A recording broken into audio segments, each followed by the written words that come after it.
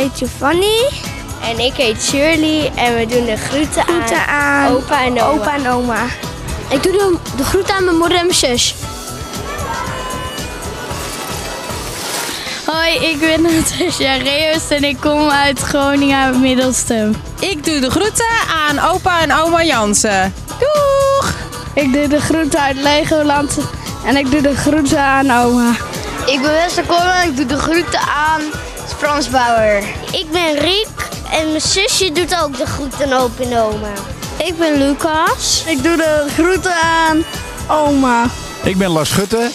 Ze zeggen dat ik op Frans Bauer lijk. Ik doe de groeten vanuit Lego World aan alle bekenden.